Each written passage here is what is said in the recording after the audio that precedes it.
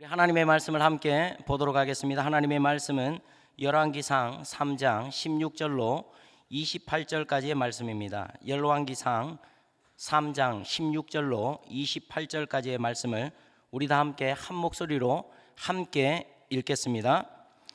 그때에 창기 두 여자가 왕에게 와서 그 앞에 서며 한 여자는 말하되 내 주여, 나와 이 여자가 한 집에서 사는데 내가 그와 함께 집에 있으며 해산하였더니 내가 해산한 지 사흘 만에 이 여자도 해산하고 우리가 함께 있었고 우리 둘 외에는 집에 다른 사람이 없었나이다. 그런데 밤에 저 여자가 그의 아들 위에 누움으로 그의 아들이 죽으니 그가 밤중에 일어나서 이 여종 내가 잠든 사이에 내 아들을 내 곁에서 가져다가 자기의 품에 누이고 자기의 죽은 아들을 내 품에 뉘었나이다. 아침에 내가 내 아들을 젖먹이려고 일어나 본즉 죽었기로 내가 아침에 자세히 보니 내가 낳은 아들이 아니더이다 하매 다른 여자는 이르되 아니라 산 것은 내 아들이요 죽은 것은 내 아들이라 하고 이 여자는 이르되 아니라 죽은 것이 내 아들이요 산 것이 내 아들이라 하며 왕 앞에서 그와 같이 쟁론하는지라. 왕이 이르되 이 여자는 말하기를 산 것은 내 아들이요 죽은 것은 내 아들이라 하고 저 여자는 말하기를 아니라 죽은 것이 내 아들이요 산 것이 내 아들이라 하는도다 하고 또 이르되 칼을 내게로 가져오라 하니 칼을 왕 앞으로 가져온지라. 왕이 이르되 산 아이를 둘로 나누어 반은 이 여자에게 주고 반은 저 여자에게 주라. 그 산 아들의 어머니 되는 여자가 그 아들을 위하여 마음이 불붙는 것 같아서 왕께 아뢰어 청하건대 내 주여 산 아이를 그에게 주시고 아무쪼록 죽이지 마옵소서 하되 다른 여자는 말하기를 내 것도 되게 말고 내 것도 되게 말고 나누게 하라 하는지라. 왕이 대답하여 이르되 산 아이를 저 여자에게 주고 결코 죽이지 말라. 저가 그의 어머니이니라 하매 온 이스라엘이 왕이 심리하여 판결함을 듣고 왕을 두려워하였으니 이는 하나님의 지혜가 그의 속에 있어 판결함을 봄이더라. 아멘. 솔로몬 왕이 하나님께 일천 번제를 드렸습니다. 하나님께서 솔로몬의 꿈에 찾아오십니다. 하나님께서 솔로몬에게 묻습니다. 하나님께서 우리에게도 이렇게 물어주시면 참 좋겠습니다. 내가 내게 무엇을 줄고 너는 구하라. 솔로몬은 송사를 듣고 분별할 수 있는 지혜를 하나님께 구했습니다. 하나님은 솔로몬이 구한 지혜롭고 총명한 마음을 허락하셨습니다. 그리고 솔로몬이 그 꿈에서 깨어나게 됩니다. 그 꿈을 꾼 지 시간이 지나서 오늘 우리가 읽은 본문은 우리가 잘 알고 있는 솔로몬 왕의 재판 이야기입니다. 어느 날 창기 두 사람이 솔로몬에게 찾아와 재판을 요청합니다. 창기 한 사람이 흥분한 목소리로 외치다시피 말을 합니다. 솔로몬 왕이시여, 이 여자는 저와 한 집에 함께 사는 여자입니다. 제가 먼저 아들을 낳고 3일 만에 저 여자도 아들을 낳았습니다. 어느 날 저 여자가 아들 위에 누워 잠으로 아들이 죽게 되었습니다. 자기 아들이 죽은 것을 알고 밤중에 제가 자고 있는데 아이를 바꿔치기 했습니다. 내 아이를 가져가고 자기의 죽은 아이를 내 품에 안겨 놓았습니다. 아침에 젖을 먹이려고 일어나 보니 제 품에 아이가 죽어 있었습니다. 깜짝 놀랐는데 자세히 살펴보니까 이 아이는 제가 낳은 아이가 아니었습니다. 옆에 듣고 있던 다른 창기가 손사래를 치면서 외칩니다. 여기 제가 안고 있는 이 아이는 저의 아이입니다. 죽은 아이가 저 여자의 아이입니다. 먼저 말했던 여자도 질세라 큰 소리로 외칩니다. 아닙니다. 살아있는 아이가 제 아들입니다. 죽은 아이가 저 여자의 아들입니다. 두 사람의 논쟁이 그칠 기미가 보이지 않습니다. 솔로몬이 두 사람을 진정시키고 신하에게 명령합니다. 무엇을 가져오라고 명령을 하죠? 칼을 가져오느라. 솔로몬이 또 명령을 합니다. 그 칼을 가지고 저 산 아이를 둘로 정확하게 나누어서 저 여인들에게 공평하게 나누어 주어라. 이 이야기를 들었던 산 아이의 진짜 어머니의 마음이 다급해집니다. 성경에 마음이 불붙는 것 같아서 이렇게 표현되어 있습니다. 이 사나이의 진짜 어머니가 마음이 불붙는 것 같아서 두 팔로 아이의 앞을 가로막았습니다. 왕이시여, 사나이를 저 여인에게 주십시오. 저 아이를 죽이지 마십시오. 제가 거짓말을 했습니다. 저는 저 아이의 어미가 아닙니다. 그때 가짜 어머니가 가만히 있었으면 되는데 한마디 거듭니다. 왕이시여, 역시 왕은 지혜로운 왕이십니다. 사나이를 반으로, 정확히 반으로 나누어 주소서. 그래서 이 아이가 나의 것도 되게 말고 저 사람의 것도, 저 여인의 것도 되지 않게 해 주십시오. 이때 솔로몬이 마지막으로 명령합니다. 자기가 어미가 아니라고 하는 저 여인에게 사나이를 안겨주어라. 아이를 절대 결코 죽여서는 안 된다. 어미가 아니라고 하는 저 여인이 이 사나이의 진짜 어머니이니라. 하나님께서 솔로몬에게 진짜 지혜를 주셨습니다. 솔로몬은 그 지혜를 가지고 분별합니다. 무엇을 가지고 분별하고 있습니까? 진짜 어머니에게서 나타날 수밖에 없는, 우리 어머니들이 가지고 있는 모성애라는 열매입니다. 모성애를 가진 진짜 어머니는 아이를 대신해서 자신을 내어줍니다. 자신의 생명과 아이의 생명을 맞바꾸고 있는 것입니다. 왕 앞에서 거짓말을 했다는 이것 때문에 자기의 생명을 내어놓아야 될지도 모릅니다. 그런데 이 여인에게, 진짜 어머니에게 중요한 것은 내가 사는 것보다 나의 아이가 사는 것이 훨씬 더 중요했습니다. 모성애가 있을 수 없는 가짜 어머니는 아이를 내어줍니다. 솔로몬은 이 열매를 보고 진짜와 가짜를 분별합니다. 결정적인 순간에 나타나는 삶의 열매가 진짜 자기의 모습입니다. 결정적인 순간에 나타나는 모습이, 나타나는 삶의 열매가 진짜 자기의 모습입니다. 우리는 하나님의 사랑을 분별할 수 있습니다. 하나님의 사랑이 진짜인지 아닌지를 분별할 수 있습니다. 어떻게 해요? 십자가에 달려 죽으신 예수님 자신이 하나님의 사랑입니다. 죄인 된 우리와 하나님의 아들 되신 예수 그리스도의 생명을 맞바꾸신 사건이 바로 하나님의 사랑입니다.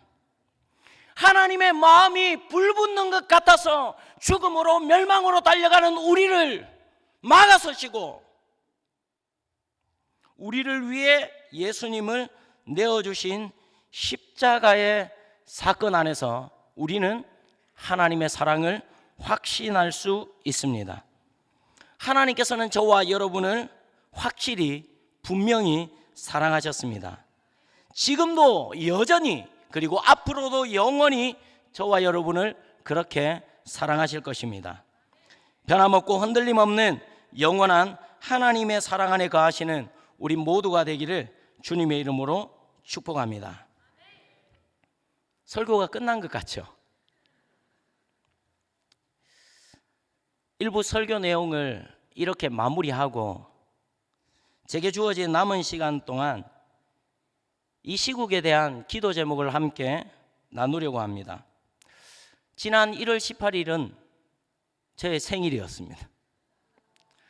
세이브 코리아 더 중요한 행사가 있어가지고 나라를 위해 함께 기도할 수 있는 귀한 시간이 있어서 하나님 앞에 더욱 감사한 하루였습니다.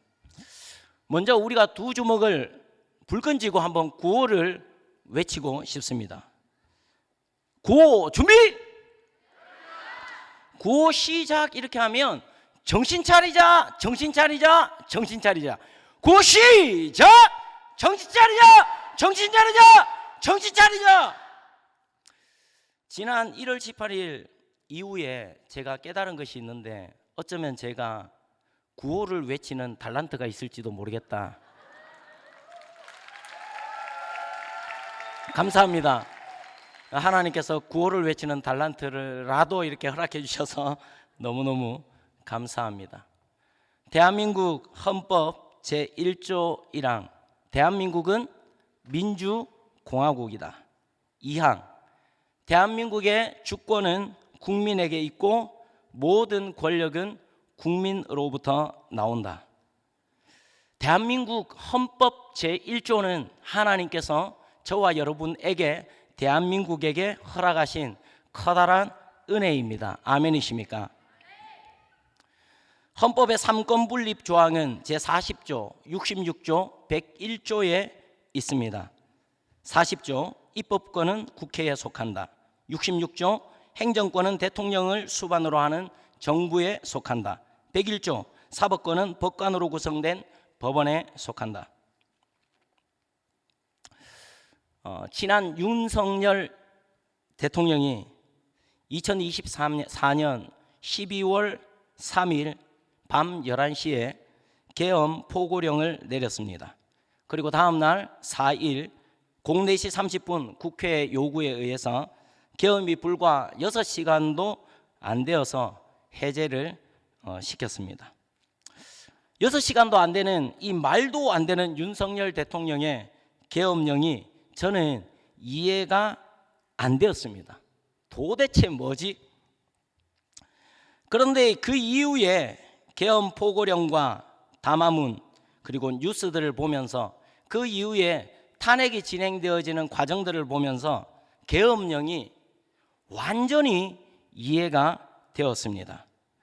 그럴 만한 이유가 있었구나라고 말입니다. 어떤 이는 계엄령을 계몽령이라고 합니다. 어떤 이는 계엄령을 말도 안 되는 이유로 내란이라고 말합니다. 윤석열 대통령의 계엄령은 명확한 두 가지 이유가 있었습니다. 첫째는 국회에 182석을 차지한 민주당의 입법 독재를 국민들에게 알리기 위함이었습니다. 전혀 몰랐잖아요. 우리들 몰랐잖아요. 29번의 탄핵과 무자비한 예산 삭감으로 국정을 마비시키려는 반국가 세력을 국민에게 알리기 위함이었습니다. 두 번째, 지난 2020년 4월 15일 그 선거 이후부터 이슈가 된 부정선거의 진실을 규명하기 위함이었습니다. 중앙선거관리위원회를 향한 너무나 많은 부정선거의 의혹들이 있었습니다. 영상 한번 보시겠습니다. 더 퍼블릭이라는 매체가 부정선거 투표용지를 아주 잘 정리했네요. 투표할 때는 전혀 볼 수 없는 용지들, 그런데 재검표만 했다 하면 등장하는 그런 용지들이죠. 먼저 흰색 배경이 들어간 도장사진, 투표용지가 흰색이니까 이렇게 인쇄해도 안 보이겠지 해서 만든 투표용지입니다. 절대로 투표장에선 볼 수 없죠. 이번엔 투표용지에 노란 풀이 붙어있는 용지입니다. 저건 일수 메모지에서나 볼 수 있죠. 종이 묶음 흐트러지지 말라고 붙여놓은 겁니다. 현장에선 볼 수 없고 재검 신청이나 해야 볼 수 있는 용지, 묶어서 관리하기 편하라고 센스 있게 풀 발라놨죠. 일련 번호가 딱 붙어있는 투표용지도 있습니다. 급하게 투표용지 채워 넣어야 하는데 너무 많아서 미처 일련 번호를 떼지 못한 겁니다. 얼마나 급했으면. 그리고 이건 신권 투표용지, 너무 깨끗해. 하나도 접히지 않은 저 용지 이름은 형상기억 용지입니다. 저렇게 펴진 채로 두면 접혀도 다시 펴진다는 최첨단 기술이 탑재된 용지죠. 우리나라가 선거 예산을 어디다 쓰나 했더니 저런 첨단 용지 구입에 쓰고 있었습니다. 구겨져도 다시 허리가 펴지는 용지, 접혀있던 기억은 전혀 없는 용지, 이건 일장기 투표지라고 불립니다. 얼마나 급하게 만들면 저런 도장이 만들어질 수 있을까 생각이 들지만 재검표를 하면 볼 수 있습니다. 이건 한쪽으로 쏠린 용지, 용지가 롤 형태라 절대로 치우칠 수 없는데 어떻게 된 거지? 할 수 있는데요, 일반 용지로 출력해서 절단기로 급하게 막 자르면 저렇게 됩니다. 야, 근데 하나같이 도장은 다 1번에 찍혔네요. 말도 안 되는 동일한 사전투표 득표 비율, 말도 안 되는 민주당의 투표 접전 지역마다 사전투표 압승 비율, 수많은 신권 다발 투표지, 빳빳한 거 보셨죠? 형상 기억 종이랍니다. 배춧잎 투표지, 수천 장의 일장기 투표지, 전라도 아닌 지역에서 수백 표가 연속으로 민주당 표로 찍혀지는 전자개표기, 1번, 1번, 1번, 1번, 1번, 1번, 1번 이게 수백 장 연속해서 나오는 것이 가능한 일이 아닙니다, 여러분. 민통선 안에 등록 투표자보다 많은 투표지, 삼립방 투표지 보안감, 소쿠리 투표지 보관함, 숫자를 헤아리기 힘든 선관위 부모 찬스, 채용 비리는 덤입니다. 선거에 대한 소송은 6개월 안에 끝내야 되는데 임기를 마칠 때까지 재판을 하지 않습니다. 다 해먹습니다. 말도 안 되는 이 엄청난 의혹들이 있습니다. 제 생각에는 2020년부터 4.15 선거부터 투표에 참 선거에 관심이 있었거든요. 제 생각에는 거의 제가 하나님이 아니라서 100%라고 말은 못합니다. 그래서 저는 99.9% 부정이라고 생각합니다. 설령 그게 아니더라도 이 정도 의혹이 있으면 조사를 해야 됩니까? 안 해야 됩니까? 조사를 받습니까? 안 받습니까? 미친 거 아닙니까? 어제 헌법재판소 재판을 하는데 이 수많은 계엄의 이유가 되는 부정선거의 의혹들을 이야기하니까 국회 측에서 의혹들을 이야기하지 말래요. 미친 거 아닙니까? 여러분 보셔야 됩니다. 이것은 좌우의 싸움이 아닙니다. 진보와 보수의 싸움이 아니에요. 지금 대한민국에서 펼쳐지고 있는 이 전쟁은 체제 전쟁입니다. 상식과 몰상식은 말할 것도 없고요. 헌법과 반헌법의 전쟁입니다. 법치주의와 입법 독재와의 전쟁입니다. 자유민주주의 대한민국과 반국가 세력과의 전쟁입니다. 자유민주주의와 공산사회주의와의 전쟁입니다. 기독교와 반기독교와의 전쟁입니다. 설마? 아니요.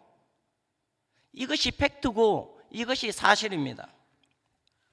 저는 솔로몬의 재판에 등장하는 진짜와 가짜 어머니를 보면서 두 사람이 생각났습니다. 한 사람은 윤석열 대통령이고 한 사람은 야당 대표입니다. 제가 위험해질지도 모르겠습니다. 한 사람은 자기가 살겠다고 온 나라를 아수라장 쑥대밭으로 만들고 있습니다. 모든 나라의 근간을 흔들고 있습니다. 누구라고 말하지는 않겠습니다. 한 사람은 자기한테 아무 유익도 없습니다. 이미 대통령이 되었고 권력을 가지고 있는데 부정선거 나타내면, 부정선거 덜어내면 윤석열 대통령에게 무엇이 유익이 있습니까? 그런데 이것을 밝히겠다고 계엄령을 던졌습니다. 자기 자신을 다 걸었습니다. 나라를 살리겠다고, 국민을 살리겠다고 자신을 던진 것입니다. 저는 윤석열 대통령을 탄핵시키려는 과정을 보면서 놀라움을 금하지 않을 수가 없습니다. 왜냐하면 모두가 썩었기 때문입니다. 야당 대표, 야당 국회의원들, 더불어민주당인지 더불어공산당인지, 국회와 국회의장, 국민의힘 국회의원들도 말할 것도 없고 아주 극소수를 제외한 국민의 짐이 되는 국민의힘, 공수처, 경찰, 검찰, 헌법재판소, 주류 언론이라고 말하기도 싫은 MB신, JTB신 등등등, 제가 보기에 제대로 법을 지키고 있는 한 사람은 윤석열 대통령 혼자입니다. 법을 지키고 있는 사람은 수사를 안 받겠다고 하는 이유도 법대로 하지 않기 때문에 수사를 안 받는 것입니다. 법을 지키고 있는 유일한 사람, 윤석열 대통령, 그리고 윤석열을 지키겠다고 했던 경호처장과 경호처 차장과 경호처 사람들, 제 눈에는 그렇게 보이는데요. 중앙선거관리위원회가 저렇게 수많은 부정선거의 의혹을 가지고 있는데 조사와 검증을 받지 않겠다고 하면 그냥 두는 것이 대통령의 책무입니까? 아니면 계엄을 해서라도 이 민주주의의 근본이 되고 기초가 되고 꽃이 되는 부정선거의 의혹을 철저히 조사하는 것이 대통령의 책무입니까? 선거관리위원회의 변명과 논리는 한 가지입니다. 그럴 리 없다. 무슨 증거가 이렇게 차고 넘치는데 음모론이다. 음모론은 김어중이 떠중이가 음모론이고요. 증거가 이만큼 차고 넘치는데 그럴 리 없다. 음모론이다. 아닌 것을 증명해 줘야 되는 게 중앙선관위 아닙니까? 입법 독재를 통해서 행정부를 마비시키고 사법부를 이렇게 자기 마음대로 휘두르고 있으면 대통령이 가만히 두는 것이 대통령의 책무입니까? 아니면 계엄을 해서라도 나라를 바로잡아야 되는 거, 이 나라의 상황을 국민에게 알려야 되는 것이 대통령의 책무입니까?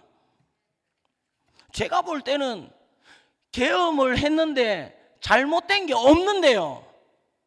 대통령의 권한인데요. 할 만한 상황인데요. 사람마다 다르게 판단할 수는 있겠습니다. 그러면 이 계엄에 대해서 탄핵을 하려고 하면 법대로 해야죠. 제대로 된 데서 영장을 발부하고 제대로 된 곳에서 조사를 하고, 더불어민주당의 거대 야당이 만든 수많은 법이 있습니다. 국가 안보와 민생을 위해서 한 법안이 생각나는 게 있습니까? 제가 기억하는 것은 친중, 친북, 친러, 반미, 반일 29번의 탄핵, 국회의원 저거들 월급 올린 거. 사법부는 어떻습니까? 있던 법도 없애고 없던 법도 만들고 지랄 용천을 하고 있습니다. 마이크 꺼질 것입니다. 괜찮습니다. 오늘은 말하고 내려가겠습니다.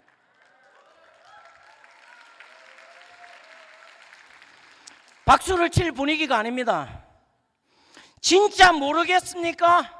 나라가 어디로 가고 있는지.